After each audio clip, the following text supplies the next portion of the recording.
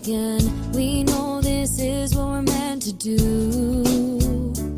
So we wake up, put our feet on the floor, go and conquer the day like a warrior, like warriors. Cause that's what a tribe does. We got your back so you can relax and focus on all the important stuff, like getting your business done. This is our tribe. We look out for each other. That's right, that's right. This is our tribe. We help each other grow in business and life. That's right.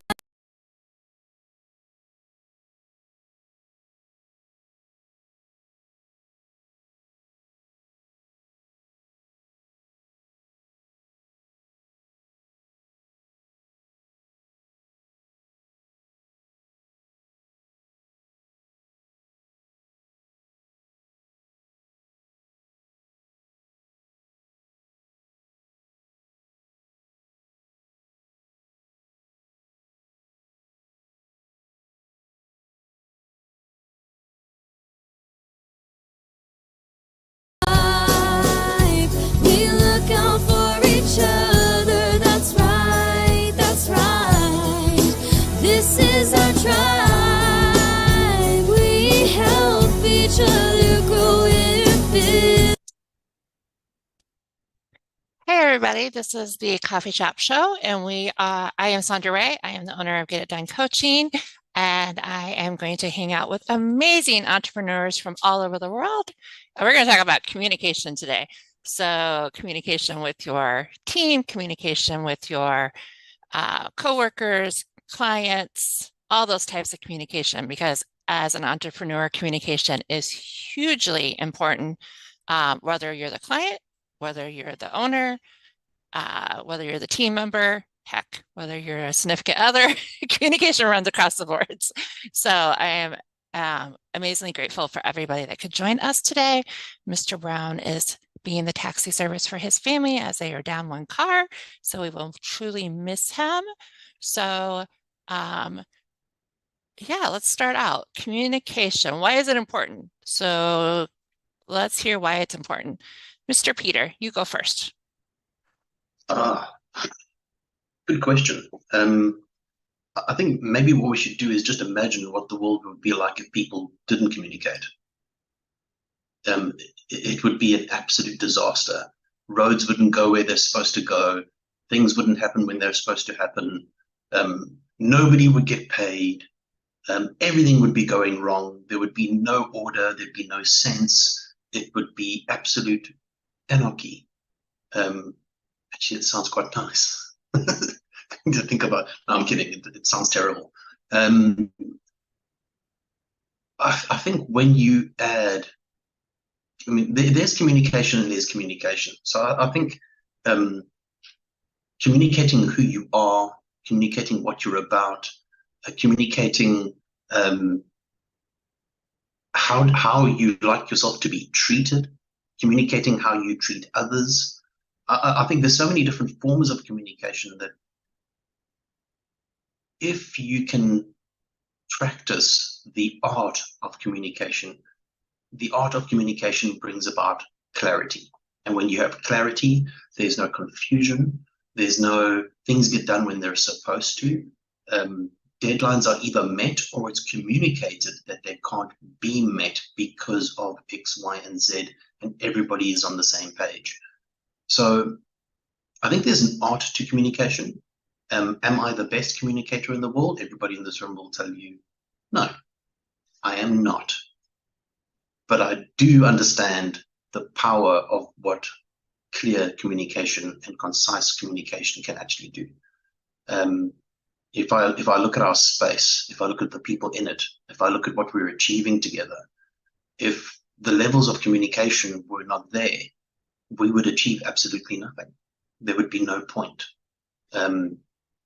But I think for me, the art of communication is not only communicating clearly, but communication is a two-way street. It's not only talking. It's not about I am communicating to you and you need to listen. Communication is about both speaking and listening. If you can't listen, you can't communicate. If you can't have that 50-50 at least, I think I like to have the listening part at a higher percentage, because the more you listen, the more you understand, and the more you understand, the more clearly you're able to communicate. So I think that for me is very important. Communication is absolutely key, and it's not only about our businesses. I mean, yes, we can link communication to our marketing. We can link it to our teams and how we communicate with each other. We can link it to 100 different things in our businesses, but it affects us in our everyday lives. How do we communicate with our family, with our spouses, with our tutors, our teachers, our coaches, all of these spaces? It's so important. Yeah, I think I'll leave it there for now, because I could carry on communicating for a long time. So maybe what I'll do is, Mr. Levy, I'm going to hand over to you.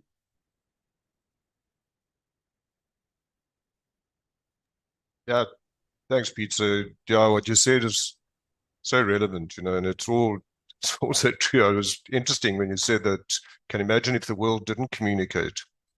I shudder to think what it would look like, because it's a bit of a shambles when you are communicating, but it brings you to something probably that we all probably guilty of, is that we assume that what we're communicating is clear to the other person, and we shouldn't. So it's about just taking a little bit further. And I loved what you said about it's a two-way street. So, but we need to make clear that, and we often don't, because we're busy, or we just unintentionally think that that they understood what we said, until we find out a couple of days, months, or whatever down the line that they didn't do they didn't carry out what we expected. So it's like that broken telephone. So that's the one thing. I think I was actually looking up the definition of communication, and it's about sharing. It's about sharing and receiving, act of giving, sharing, and receiving information. But one thing I did love inside of that was good communicators listen carefully, which you said, and I think listening is the art of communication. It really is, and that's something we don't listen enough. We don't listen with intent to what the other person's saying. Often, that famous thing, we listen with the intent to reply, not to hear what they're saying. And then the other thing I really loved in that was respecting different opinions. And I think that is, for me, it's key. It's the base. It's the heart of my business, is to inspire people to respect each other and their differences. And I think it's a huge contributor to actually why the world, not the only, but a big contributor to why the world is in the state that it's in, because we don't respect each other in our differences. And it's really something that that just really speaks to the core of me. And we can, we can disagree, but if we disagree, it's okay. But it doesn't give me or you the right to disrespect each other. And if we can't agree, where we have to walk away from each other, that's also okay. We don't get on with everybody, and that's fine. The other thing that I see a lot that I want to bring up a lot in business is, and not only in business, but as I'm working in that space, I see it. But I suppose even in our relationships and so on, is I want to touch on open communication, because a lot of people profess, a lot of businesses say they've got open communication, but when you want people to speak to each other, you can see it doesn't exist. And open communication is not just about speaking about the good things. In fact, it's not about speaking about the good things, because everybody can do that. It's about, are we able to have the tough conversations and call each other out on things and hold each other accountable to what we're trying to achieve in the business. That's true open communication. And I think that's a challenge for business today. And people even think that they have, and again, I say this respectfully, because they unconsciously or unintentionally think that they have open communication, but they don't. Because when you're asking for feedback, everybody will talk about it, but then when they come into a team session, then everybody keeps quiet. So for me, that's not that they haven't reached that level of open communication that they would like to have or that they think they have. So again, with utmost respect, but and it's good because the people that are open to that or recognizing that and then embrace it, the beautiful thing about it is that you see the change in the dynamic inside the business amongst the people and everything. Just it's so communication for me is like absolute key. You know, it's built with a foundation of trust, but you can only build trust if you communicate. So I think communication probably comes first. And yeah, so that's it. I think, yeah, it's a great topic. There's a lot to talk about it, but there are the people with their hands up. So that's Stephen from Dare to Be Coaching and Beyond, work with leaders globally and to inspire for them to create a safe space for those that they lead to respect each other in their differences.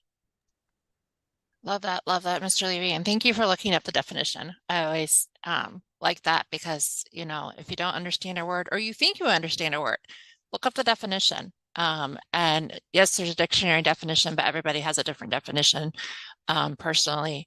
And I know just this morning we had a miscommunication. I texted something and left out a comma and it upset my daughter, and she's just like, wait, what was I supposed to do? Something like, no, I was saying I was doing it. It was a comma, literally it was a comma. And she's just like, no, wait. And I'm like, no, I took care of it. It's all good. So like went back and read it. I was like, I typed it right, but literally it was a comma that was missing. Come on in, Sascha.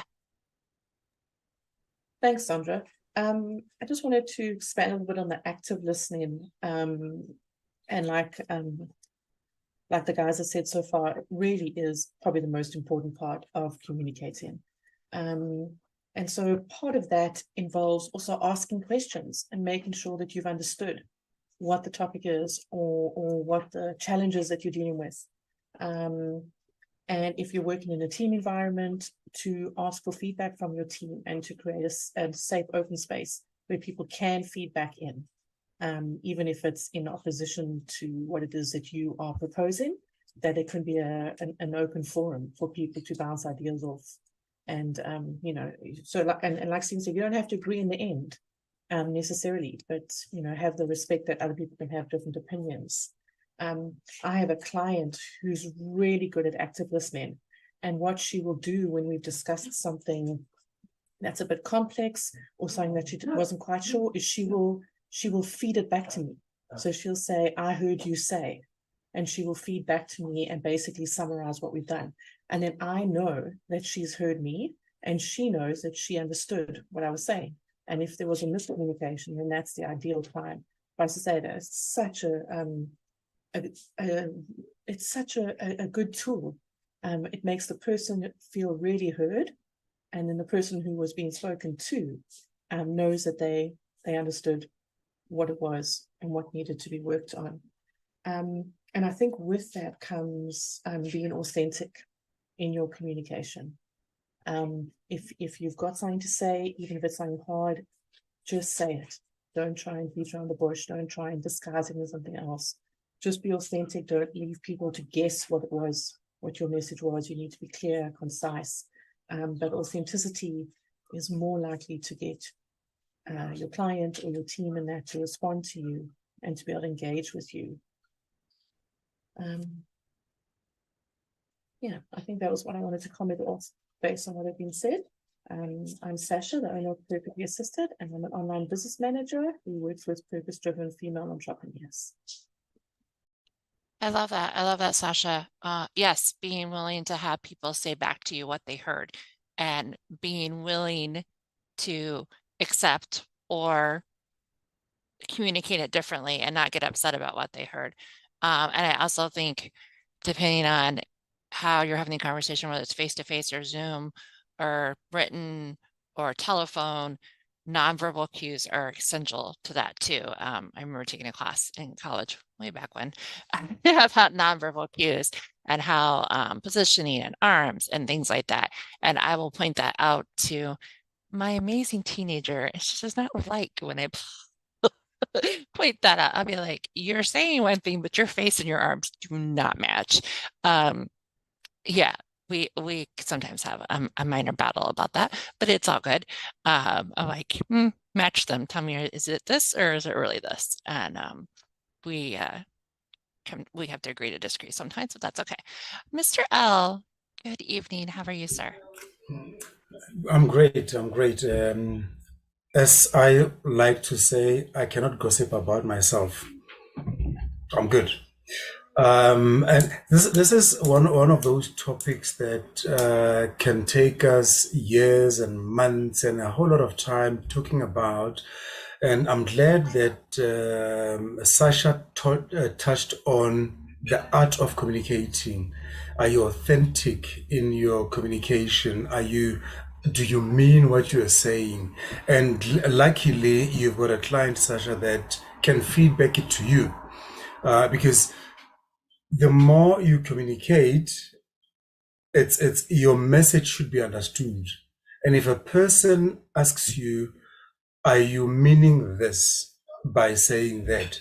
Then you know they are listening actively and they are feeding back so that they can understand. So there's no miscommunication, which is really the opposite of communication. And Mr. Levy, thank you for bringing in the basic, the definition of communication, because there are a lot of us that just take communication as I'm speaking. And Peter, you also brought it in. I'm speaking, I'm communicating. Meanwhile, you have to have an active listener or somebody that's receiving the message. Because without a recipient of the message, you probably are just singing in the shower or something. So, Mr. Lev, you also mentioned and I think to sum it up, I'll just say companies that say we've got an open door policy. When you've got something to tell me, come through and talk to me. But then, does it always happen? Is it always an open door in that? Whoever has got an open door for your communication is going to be listening and taking what you're telling them to heart and actually decoding them to understand what you are saying. So that for me is very important. And I just also wanted to bring in what has been researched as the 6 parts of communication, which is the sender of the message and the receiver. So it's a two-way thing. Peter, you mentioned a two-way thing. And then there's a message that you want to portray, or there's a message that you want to share. Then there's a channel that you are using, whether you're using your mouth, whether you're writing it down, whether it's your emotional expression, whether it's in your quiet moment that you're communicating, but there has to be a channel that you use. And then there's a code that's going to be used, for the message to be transmitted from the sender to the receiver. And then there's a context in which you are giving this message. Are you giving this message just because you've got a platform to speak? Am I in this platform now just saying this just because I've been given an opportunity to speak by Sondra? Or am I sharing something? Am I sharing something that will add value? And if it's to reprimand somebody, to say, this what you're doing is wrong, are you doing it authentically, Sascha, or are you just saying it because you can say it? Thank you. That's just my 2 cents worth. This is Lesetja Mokou from Litmark, and I'm your business development specialist. I love that. I love that. Yeah. Is it your platform to be speaking on? That was the biggest takeaway on that one. Sometimes it's not your place. Or you're right. I've unfortunately been in that place and was promoting somebody, and then later on was like, told that was not my place to be promoting. And I was like, I wasn't even promoting myself. It was backwards. But I was like, okay, sorry, my bad. And she's like, oh, don't worry about it. I took the hit for you and we'll move on. But I was like, sorry, I thought it was the place and time. So I definitely, and one other thing I want to talk about is well, I'll let Peter go first. Well, no, actually, I'm going to ask this question.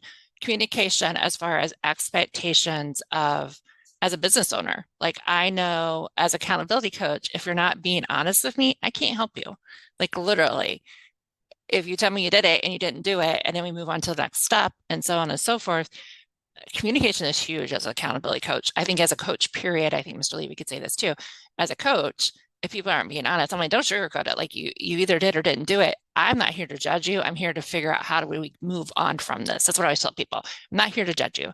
I'm here to figure out how do we move on, whether we cut the loss, learn the lesson, try something new. Like we have to keep moving forward. So you not telling me, or I've had people ghost me. I've had people not show up for their appointments because they didn't do what they were supposed to do and they don't want to face me. And I'm like, not mean. I mean, I'm pretty nice and pretty understanding. Life happens. I get that. And sometimes it's just not possible to do what you need to do. Or if you are honest and be like, hey, I didn't want to do it. Like it was not my thing to do. Okay, fine. Like who should be doing it? How can we get past that? And I've had to do that with my own coach. I remember we had set up this amazing program and I was like, yeah, I want to do it. And 2 weeks in, I was like, this is not sitting well with me and it's not fitting what I want to do. And I'm so sorry, but I'm going to have to back out of this. And as a people pleaser personality, it was really hard, but I also knew stringing along the program was not doing her, me, or the program any favors. So we decided to table the program for now and we'll revisit it because I was supposed to be the leader and it's all fine. And she's like, thank you for being honest. Like, I'd rather not push something on you that you do not want to do. So I think that's extremely important. Peter, come on in. I think this was mentioned by both yourself, Sondra, and Lesetja. I think everybody has a different style in their art of communication. And some people are good at it and some people are terrible at it. And some people are great at certain parts of it. So the part that I think that I'm good at is perception. So for me, if I'm having a meeting with somebody and we're talking, I'm not only listening to what they're saying, I'm looking at their body language, that interaction, that the eye movement, and the ability to read somebody because their body language is communicating as much as what they are saying is communicating. And I've actually found that I can meet somebody that I've never met before. We can be in a Zoom meeting, we've wanted to meet each other, let's get into the meeting, and that person tells me, oh, sorry, my camera's not working. And instantly I'm like, the art of my communication is taking a really big knock because I can't actually witness that part of the communication. My natural response is, well, maybe we should come back when your camera's working. We can reset, we can reschedule, but I'm not having the meeting with no face. I'm sorry, I can't do it. It's my version of communicating.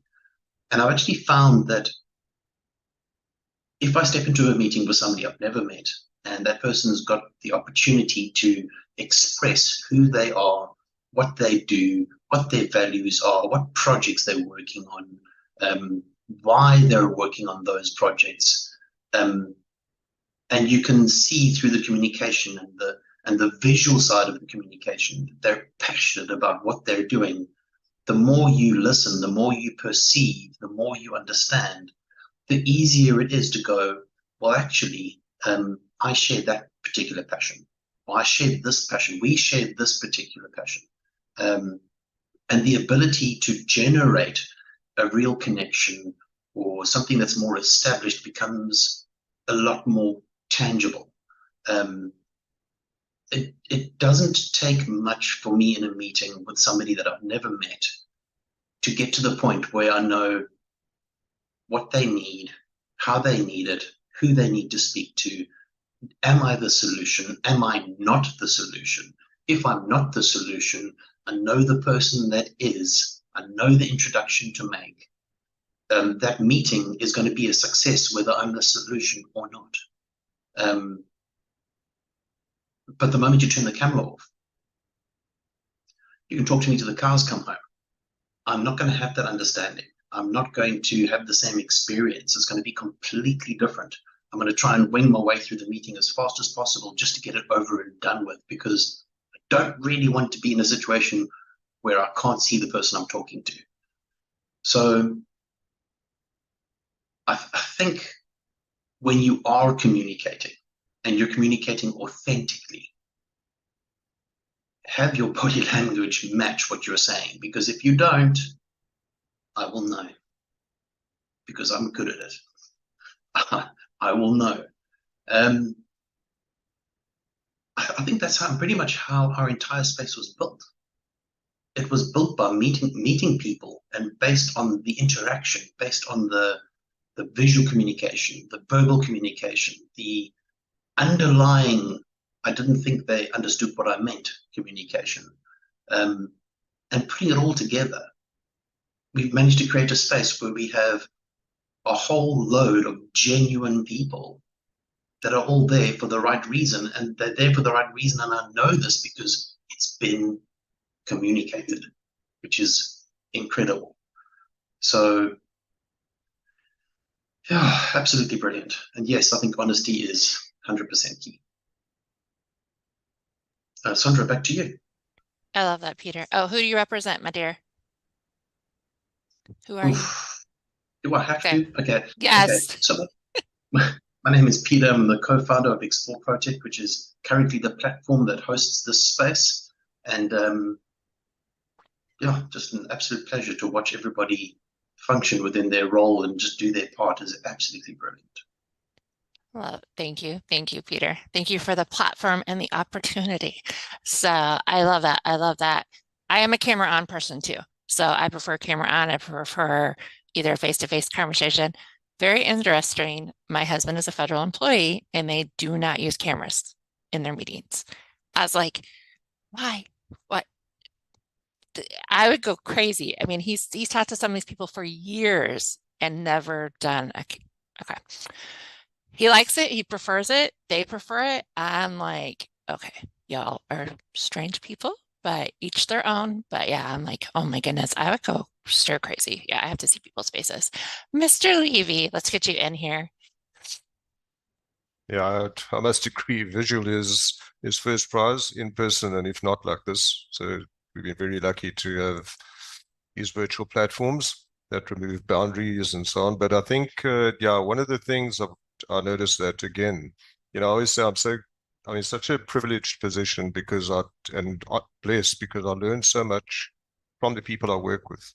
And it always kind of makes me aware of the things that I'm doing. So they become like my kind of feedback tool as well, that Sascha was referring to. But, I've witnessed, which I can't say we all do, but I'd certainly do that, is when we get into a conversation, we're trying to prove each other right or wrong. That's a sure sign for the conversation to go south.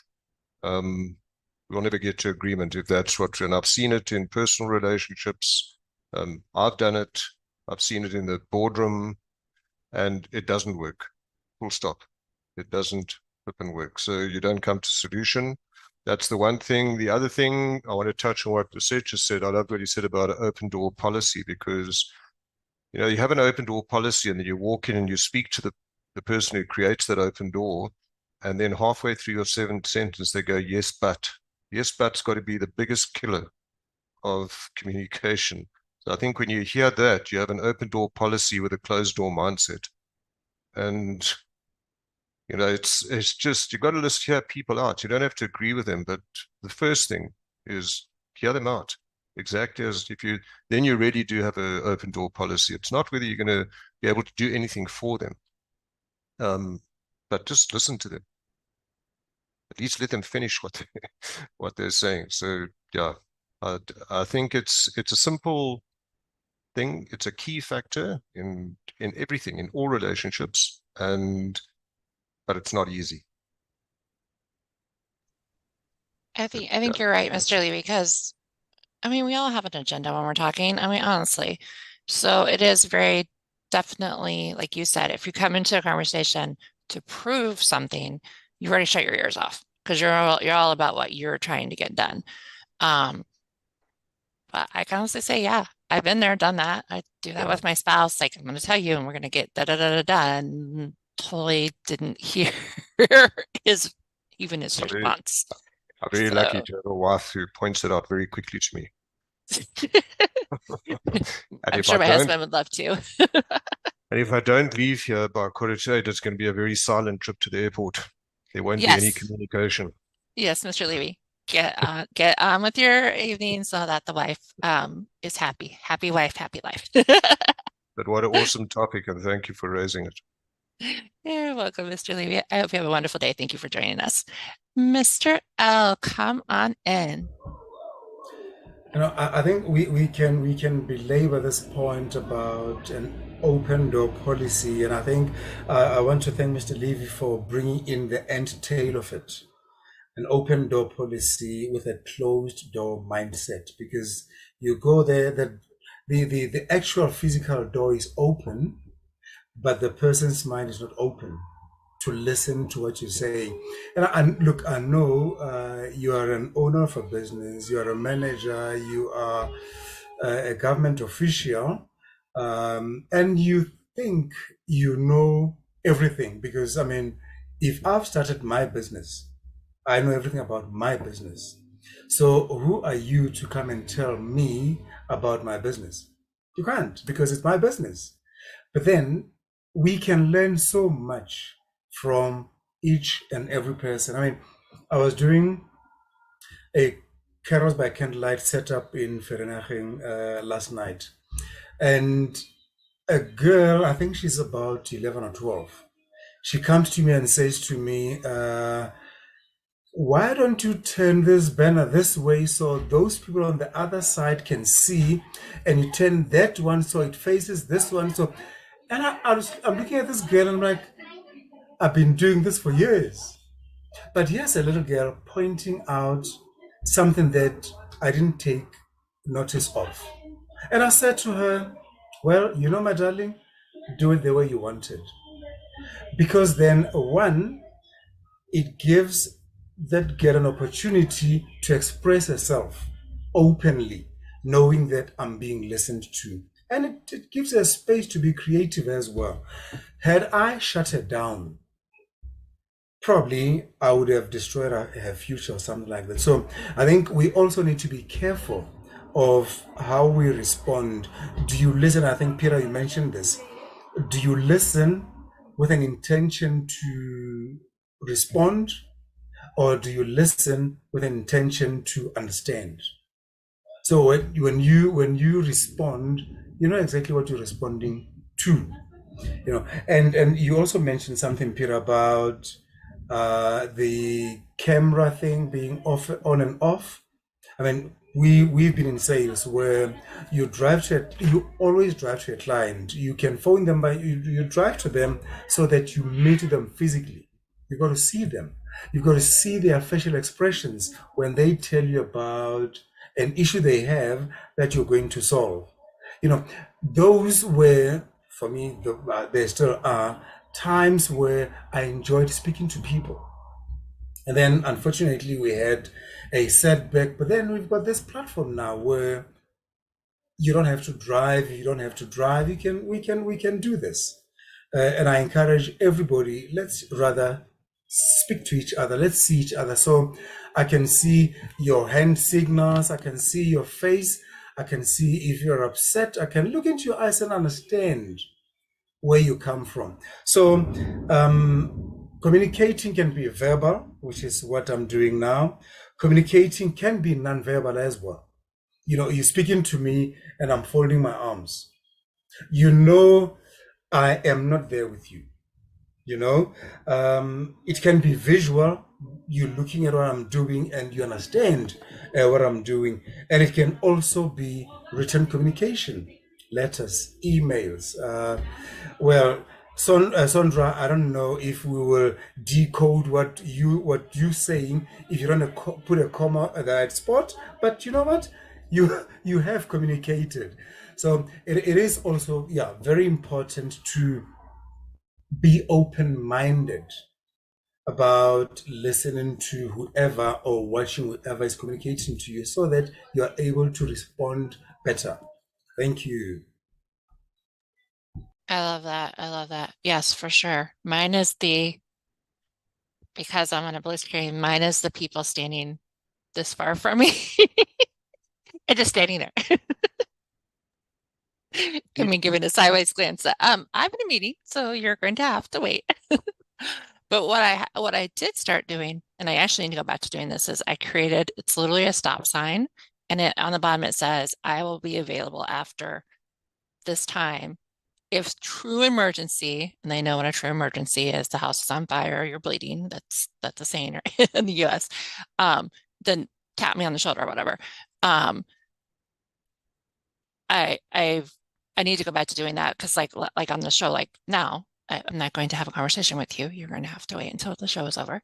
And people forget, and there's multiple people in my home now, and everybody's home now, all the time. So I need to go back to using that because that's come in very handy, to not interrupt live broadcasts, or I'm a speaker in summits and workshops next month, so I need to bring that back. So for sure. And I do have a thing with the open door policy. My office policy is you have to be coachable. So if I'm coaching you, you have to be coachable. Coaching is a two-way street. Same thing when I hire a coach, I have to be coachable. If I'm not willing to be coachable, then I always tell people it's a waste of money and time. Like, you might get something out, you might not, but don't waste my time. So there's a question on onboarding form that says, are you coachable? Or if you have had bad experiences, tell me what they are so that I know we can work through those. Because I do work one-on-one, so I want to know what those are. Come on in, Miss Sascha. I too have those standing over here tonight, trying to get attention. Yes. That stop sign sounds like a good idea. I just wanted to say that I think one of the key things about communicating is knowing who you are communicating to and what their style is. So something I was reading today spoke about this. And so, for instance, if Peter and I were working on a project, Peter is visionary, he's forward thinking, he's an ideas man. If I come straight into our meeting and sit down and just start telling him all these practical things that have to happen, I'm going to lose him really, really quickly. But if I talk about the vision and I focus on what I know he's looking for, and then at the end I say to him, right, this is how we're going to do it, and just quickly run through that, then the chances are he will have heard me. So it's learning to communicate sometimes in your audience or your client's style as opposed to yours. And sometimes being able to read that. And obviously with any kind of advertising that you want to be talking to your ideal client, to your audience, and you need to know who they are in order to talk to them. So that was just a quick one I wanted to add in there. I love that, Sascha. That's very true. And I have had people take the quizzes and the things and learn that way about people. And then I've applied to jobs where they ask, have you took personality quizzes? Like, what is your type of style of learning? What is your type of style of communication? And I have two coaches. That is one of the first things they do is you take their quiz to find out X, Y, and Z. And then I've had family members take them, and the 5 love languages and all those different things like can help improve your communication. I don't do a quiz with my clients currently, but I've seen it be used effectively. So yes, you're very right. Mr. Peter will not like you if you come in all analytical and let's do X, Y, and Z. So we all know that. We all love that about him. Come on in, Mr. Peter. I think I'll let Mr. Levy go first because I'm looking at the time and I know that he's got to the airport. So Mr. Levy, go for it. That was so kind of you, Pete. It's just, thank you, seriously. I just read Lesetja was talking, just one thing, because it it happened to me is also because we're communicating, or we have the platforms to communicate now globally, we also need to be mindful of the language the other person speaks, because often we misinterpret what they're trying to say. So especially when it's that written, actually when Lesetja spoke about the written communication, it made me think of it. Coaching people from other countries, you have to listen extremely carefully, but not only that, you have to ask them more often than not, is this what you meant? So that was what Sascha was alluding to. And then also, but especially in the written communication, I've experienced it when we've communicated on LinkedIn, and a guy from Norway and I were communicating on somebody else's post, and we were debating it and then took it off the public platform, and we were communicating then on a private message, and I got a bit irritated, but then I thought, hold on, before you do, understand it's not his first language. So I had to read his post or his message about 3 times, and then okay, maybe this is what he's trying to say. So we need to, I think foreign languages, because we are exposed now, we do live in the global village, we need to be mindful of that. That can also impact how we communicate and how we understand how the other person's communicating. Thank you for this wonderful opportunity to be with you all. Thank you, Mr. Levy. So, so true. So actually this idea came out of communication frustration with some interns in global, and how I was, my high communication style was not reciprocated, but I was not saying that. I'm like, I want daily check-ins. I want to know what's going on. Not so much to micromanage you, but because I need to know how to help you. And then I think also having a visual Zoom meeting can help with those barriers, because you can have that face-to-face conversation, like, do you understand it this way or not that way? Or it was written this way, did you miss that part? And that's what I've run into a couple of times now. They missed a part of the instructions. And so I'm like, they're written down, like, why? But accidents happen, and then asking questions versus, you meant it this way. Did you mean it this way? Or I am seeing it this way. Is this what you meant? I think, like Sascha said, like putting it back to them helps with that international barrier. And I've definitely also put boundaries around communication as far as international, because our time zones are different. I mean, the people I'm working with are 12-hour time difference. So the agency was very nice and asked, do you want them to work on your time zone? Or is it okay if they work on their time zone? And I'm like, it's fine if they work on their time zone. I do know a lot of agencies that require people to work in their time zone, not where the client is. So knowing that up front is very important.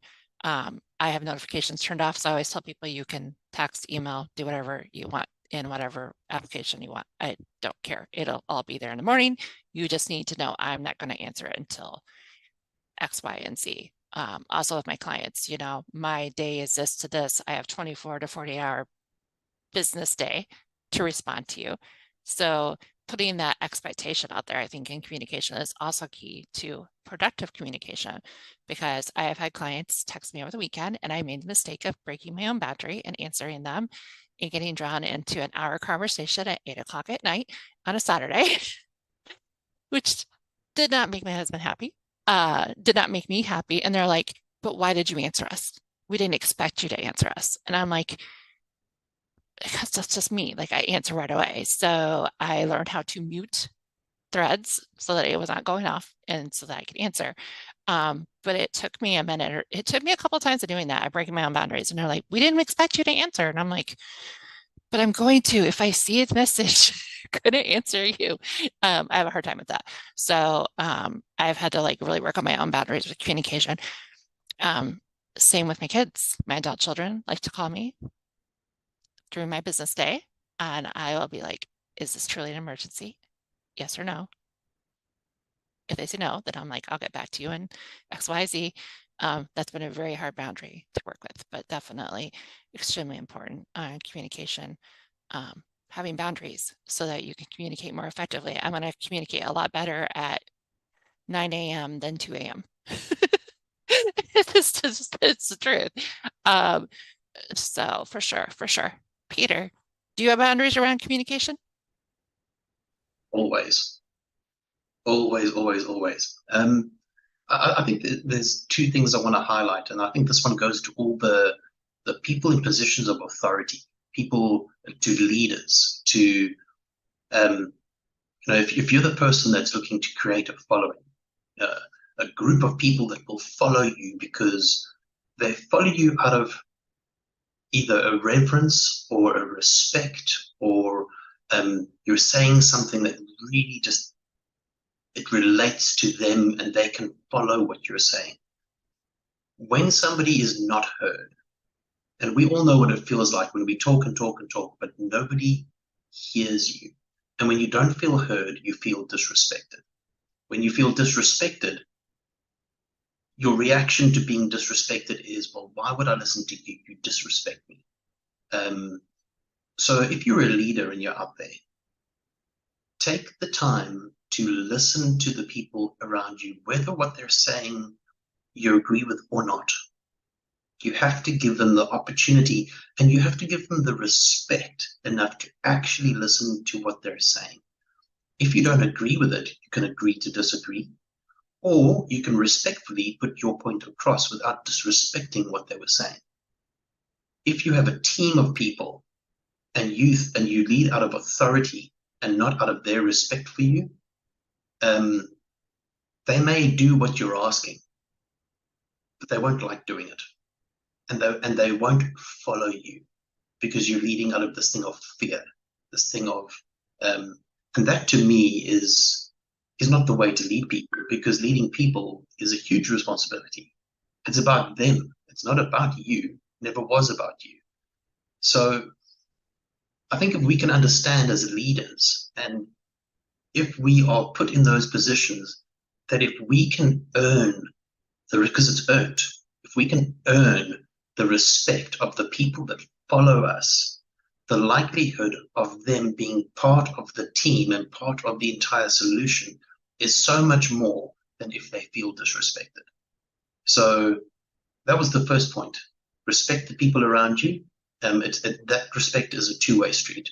You don't make people feel less than in your presence because you're some great guru. Don't do that.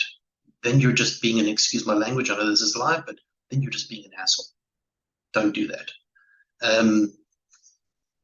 Point number 2, corporate and institutional spaces.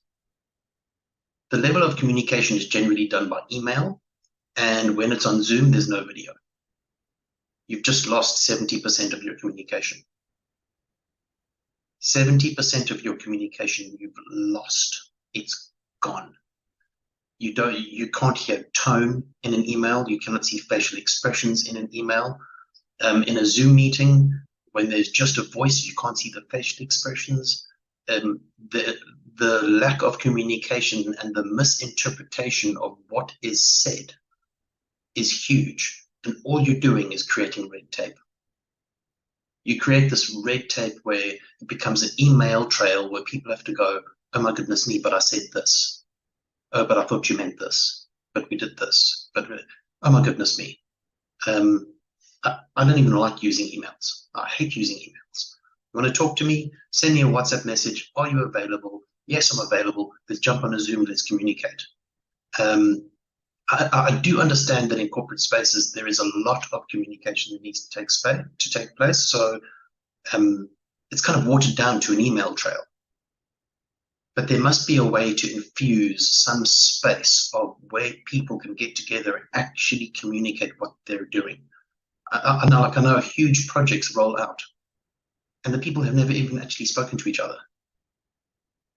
Like, it's all done by email, and the amount of emails on one thing, it's just mind-blowing. So I think create that space. You'll have a lot more understanding of individuals in the space to each other. There'll be a lot more respect in the space. There will be a lot more understanding of what is the common goal. What are we all doing, or what is our small part or our contribution to this big goal? If there is at least spaces in there where communication can happen face to face, where everybody knows who's doing what part. But generally how it works is nobody knows who's doing what part. You just know that somebody else is doing that, but nobody knows who or why or how, or that kind of communication. You're destroying your own space by about 70%. So, which is why corporate spaces, boom, they're the next best big thing, and then poof, they're gone.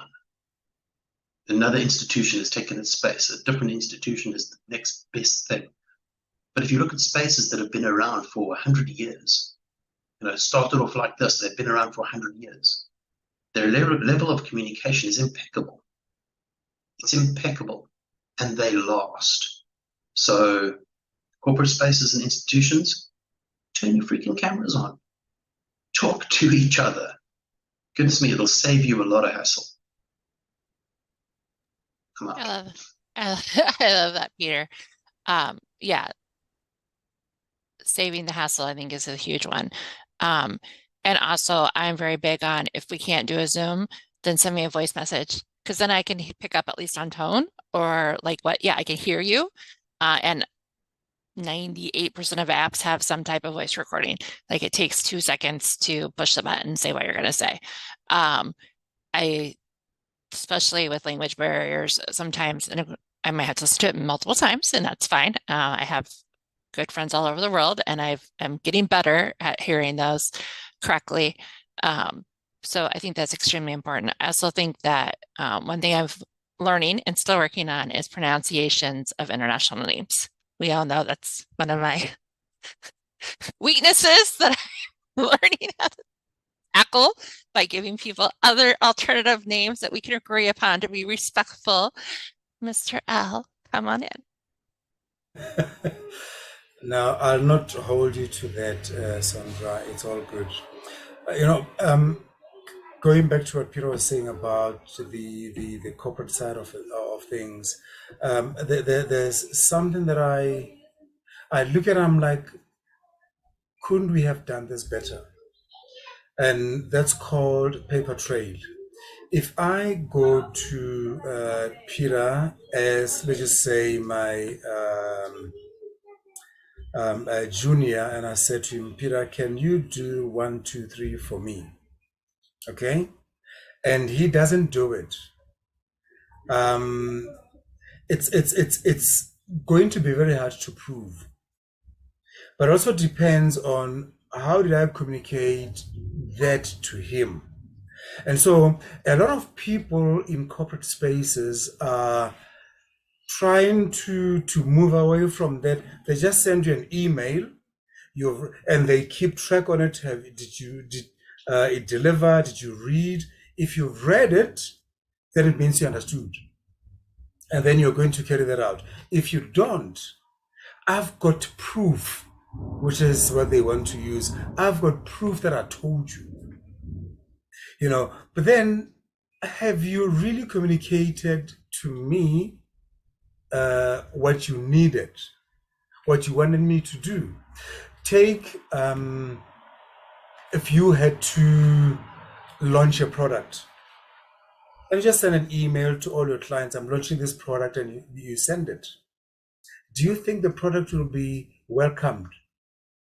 As opposed to when you go and present the product to the people, even without samples. But your excitement, your energy will get people to want to get your product because you're presenting it to them. You're communicating what you're doing to them. Unlike just, but I've sent you an email about this product launch. And I know in a whole lot of corporates, that's what they do. They communicate to their salespeople, the marketing department or the product managers communicate with the salespeople via an email. We're launching this product. This is what it does, and. Am I going to sell that product? I'm not interested. I didn't get, your load down properly about the product, and what you're telling me on email I might have misunderstood it. But because you're so high up, I can't even send you back a message to say, do I understand this well? Does it do this? Is it how we need to sell it? Because you're high up. So there's already a break.